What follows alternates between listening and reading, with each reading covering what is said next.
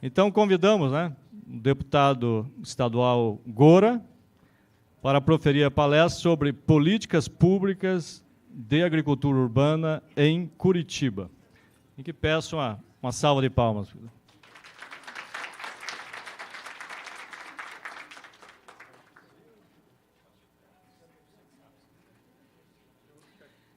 Deputado Gora é um deputado estadual, mestre em filosofia e atua em causas como meio ambiente, agricultura urbana, alimentação consciente, redução de resíduos e de direitos humanos.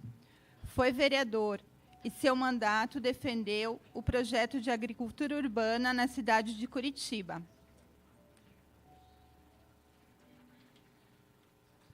Acho que só combinando, deputado, horário. Então, agora são... 59. 4 horas, pode dizer, né? Então, daria para ir até 4h40, aí deixaríamos uns 20 minutos para pergunta e resposta. Tudo bem? Tá bom. Tudo bem, pessoal? Então, boa palestra. Bom, alô, alô. Está dando para ouvir? Está sem retorno aqui. Boa tarde a todas e todos. Peço desculpas pelo atraso. Uma correria hoje, o dia muito intenso. Complementando o que foi falado, eu sou formado em filosofia pela Universidade Federal do Paraná. Fiz a minha graduação e o mestrado em filosofia. Agora está tendo retorno.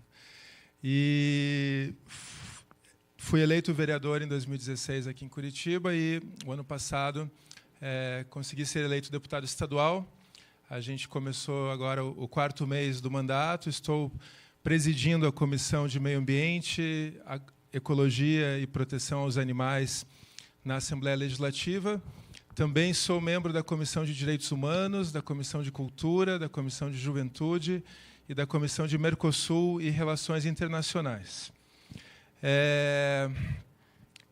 Bom, eu fiz parte, desde de 2004, 2005, de um coletivo de artistas aqui da cidade, chamado Interlux.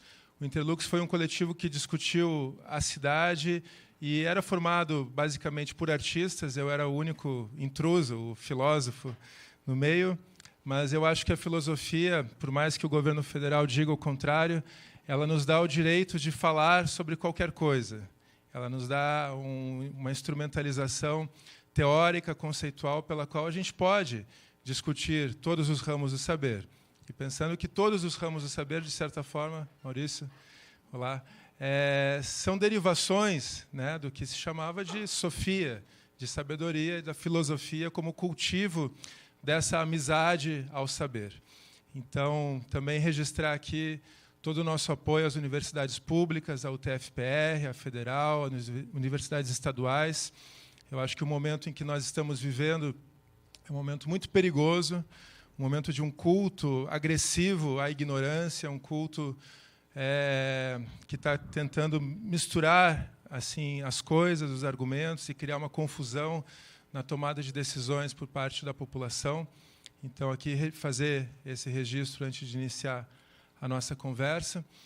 Também lembrando que, essa semana, na Assembleia Legislativa, a gente conseguiu protocolar uma frente parlamentar de defesa e de promoção e de fortalecimento das universidades públicas, englobando aqui todas, não somente as estaduais, as quais estão submetidas diretamente ao governo do Estado, mas também as universidades federais, a UTFPR, inclusive. Então, a frente parlamentar foi assinada por 17 deputados, de 54. Eu acho que outros mais também poderiam assinar, mas não assinaram.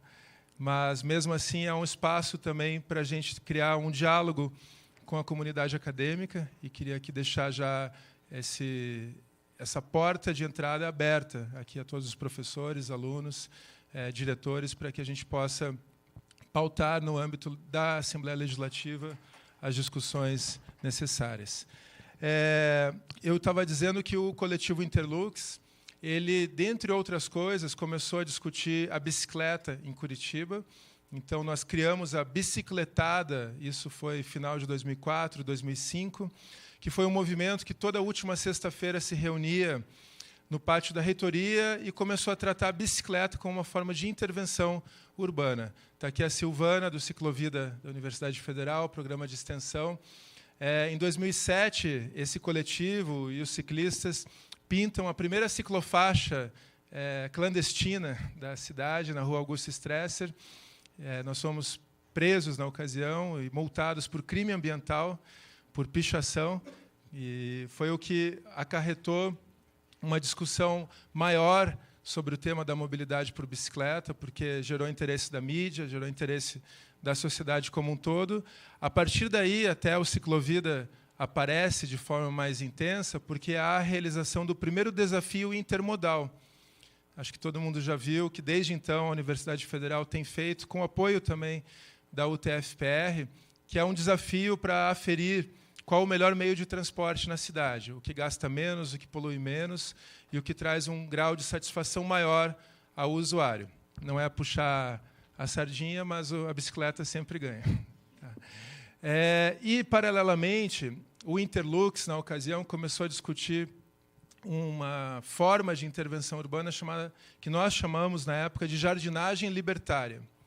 A jardinagem libertária era uma proposta de ocupação dos espaços públicos, dos terrenos baldios, de fomento às hortas urbanas, de fomento a que as pessoas se envolvessem diretamente numa corresponsabilidade com a arborização da cidade, com os espaços públicos como um todo. A gente não sabia, mas existia um movimento que já existe acontecendo desde os anos 70, eu vou mostrar aqui, de promoção da agricultura urbana, em inglês chamado guerrilla gardening, né, de jardinagem de guerrilha, onde as pessoas iam, faziam bombas de sementes, ocupavam terrenos baldios, faziam hortas e assim por diante. Deixa eu só ver como é que funciona aqui. Bom, falar de agricultura urbana em Curitiba, lembrando que a gente vive numa cidade que tem o seu zoneamento 100% urbano. Tá? 100% do zoneamento de Curitiba é urbano, então não faz sentido, obviamente, a gente falar de outro tipo de agricultura que não a agricultura urbana. São Paulo caminhou num sentido semelhante, onde o zoneamento ficou 100%, porém, na revisão do plano diretor, retrocedeu. Então, toda a região sul de Parelheiros, de São Paulo, voltou a ter o zoneamento rural, permitindo uma série de outras ocupações próprias ao zoneamento rural. E a gente está falando aqui de segurança alimentar, a gente está falando de soberania alimentar, a gente está falando também, eu acho, um ponto importante da perspectiva da desalienação do alimento. Muitas crianças, jovens, não sabem de onde vêm os alimentos, não conseguem identificar isso no mercado com a origem da terra ou dos animais que são a fonte desses alimentos. Então, falar de agricultura urbana também tem um caráter de quebrar essa alienação em relação ao alimento. Aqui só mostrando, né, algumas possibilidades que existem na África, na Holanda. Quem já teve a oportunidade da Holanda, o quê? 800 milhões de praticantes da agricultura urbana. A Holanda, na Alemanha também, muitos pequenos espaços sendo extremamente utilizados para hortas comunitárias. E aqui uma imagem muito bonita, aqui, né, utilizando a bicicleta, bem o que a gente fez, juntar a bicicleta e a jardinagem.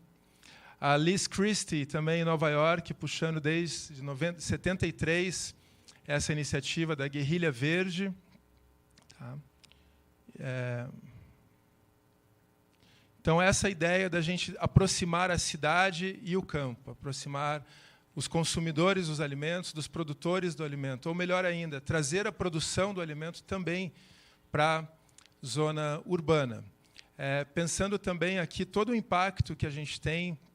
Eu lembro agora, no ano passado, que teve a greve dos caminhoneiros, né, como foi a reação. Primeiro, as pessoas correram para a gasolina, as filas nos postos de gasolina. Daí perceberam, não, a gente não come gasolina, vamos esvaziar os supermercados. Tá? Se a gente pensar, tem um livro que é um texto chamado Nine Meals from Anarchy, 9 refeições até a anarquia. Se há uma crise de abastecimento, esse livro é uma teoria, uma argumentação, uma reflexão mostrando que são 9 refeições que a gente tem até, talvez, oxalá não, cairmos na barbárie.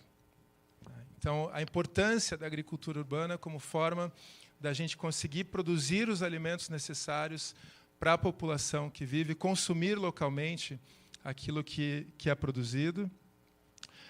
Muitas cidades no Brasil já estão com políticas públicas instauradas, com propostas já acontecendo de forma bastante consistente. Aqui em São Paulo, Cascavel, mostrando aqui. Essa proposta também, que eu acho que, mediante políticas públicas, municipais, estaduais, a gente pode também estimular cada vez mais esta ocupação das áreas horizontais. Tem um autor que eu gosto muito, que é, não sei se alguém conhece, o Hundertwasser. Hundertwasser foi um artista austríaco, e ele falava assim que toda área horizontal, toda superfície horizontal, deveria ser da natureza. Ele foi um artista que flertou com a arquitetura, com o urbanismo, e tem conceitos muito interessantes. Ele já faleceu, mas o trabalho dele permanece. Acho que é uma referência muito legal de trazer. Aqui uma imagem muito bonita também, mostrando. As cidades, toda essa superfície horizontal, além de ser grama apenas, e daí a gente pensar o recurso que, no caso, a prefeitura gasta para aparar esta grama. A gente poderia estar produzindo alimento, a gente poderia estar produzindo ervas medicinais, a gente poderia estar tendo uma outra forma de convívio, de presença da natureza na cidade. Na Câmara Municipal, a gente fez também um levantamento crítico sobre os gastos da prefeitura com flores. Flores temporárias, flores que duram uma estação. Então, você pega rotatórias, como ali no Centro Cívico, tanto a rotatória em frente à prefeitura, quanto a rotatória ali da Mário de Barros, próximo ao Ministério Público. Um parênteses, que são rotatórias onde o pedestre não consegue atravessar a rua, sem correr risco de vida. Tá? Mas o ponto, fecha parênteses, mas o ponto principal é o gasto com flores ali, de forma temporária, quando a gente poderia ter também um paisagismo perene, com outras espécies que também poderiam ter uma utilização humana, mas também atrair insetos polinizadores e outras coisas mais. Então, você poderia pensar, a gente pode pensar também um paisagismo utilitário neste sentido, e muito menos dispendioso para o orçamento público. Tá? Não é pouco dinheiro que se gasta nessas decorações e enfeites. E não estou falando para a cidade ficar feia, pelo contrário. Você pode ter simplesmente uma escolha de espécies. Você pega um jardim de babosas, um jardim de outras espécies que são perenes, que vão permanecer ali e tem uma beleza urbanística até maior, muitas vezes. Pensando também, eu acho que isso é uma tendência que se coloca para as grandes metrópoles, para as cidades como um todo, de cada vez mais a gente incorporar a agricultura urbana, incorporar a presença da natureza na cidade. Aqui em Curitiba, a gente tem já uma política muito bem implantada por parte da prefeitura. A gente tem, especialmente na região sul da cidade, embaixo das linhas de alta tensão, diversas hortas comunitárias. Nós produzimos um material, ali depois está ali na saída, que é um mapa das hortas urbanas de Curitiba. Foi uma tentativa de juntar tudo o que a gente conseguiu achar. Obviamente que não se esgota aqui, porque falar de jardinagem libertária ou de guerrilha gardening, você pega as práticas em que os nossos avós, você ainda encontra nos bairros da cidade as pessoas plantando, as pessoas ocupando até mesmo a área da calçada, a área do passeio, com o plantio, as casas onde